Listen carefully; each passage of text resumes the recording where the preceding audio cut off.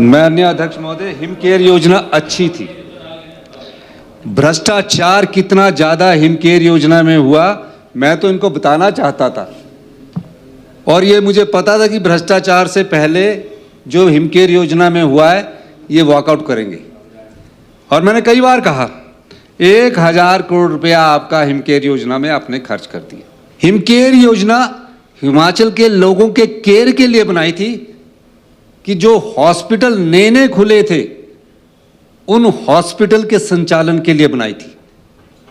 ये देखने वाली बड़ी बात है।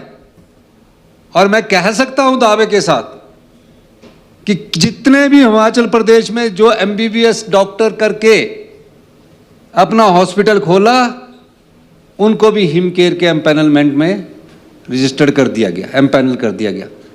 कुछ अच्छे हॉस्पिटल थे, उनको करते अच्छी बात होती। हमारी सरकार ने उस योजना को कभी भी बंद नहीं किया, उसमें हम सुधार कर रहे हैं। इनकी गवर्नमेंट के समय हिमकेयर योजना जो शुरू हुई है, दिस इज रेलेवेंट, इसमें इन्होंने हमने अभी तक इनके इस योजना को बंद नहीं किया। इसमें 550 करोड़ रुपया हमने खर्च किया है अभी तक। इसमें हम सुधार कर रहे हैं और सुधार करने की प्रक्रिया को आगे कर रहे हैं। अब जो गॉल ब्लैडर का ऑपरेशन है वो 11,000-12,000 रुपये में हो जाता है, 15,000 से ज़्यादा नहीं होता। इन्होंने जो पैकेज सैंक्शन किया हिमकेयर में जो पैकेज सैंक्शन किया वो बहुत बड़ा घोटाला है।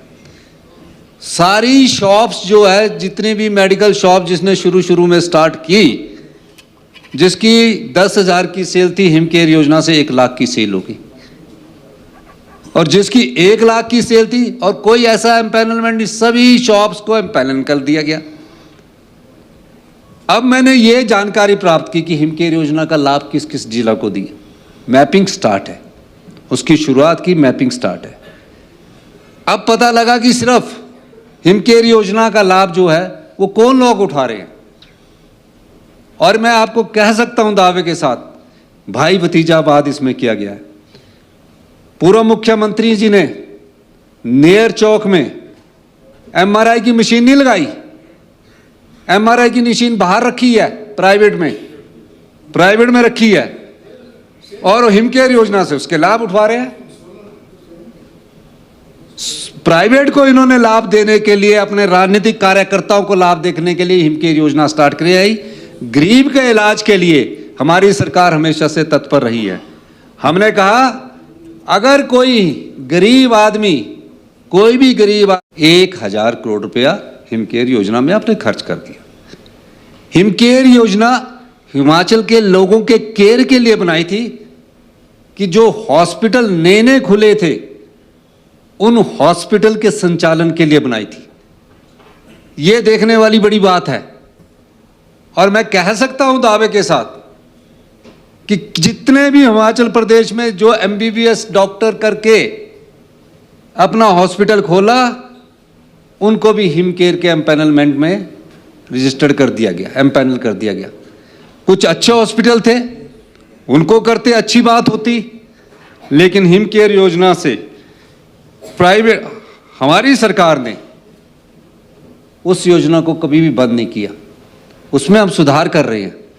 लेकिन सनसनी फैलाकर कि मंगलसूत्र बेच दिया, ये बेच दिया, ये लोग अपनी राजनीतिक रोटियां सेक रहे हैं।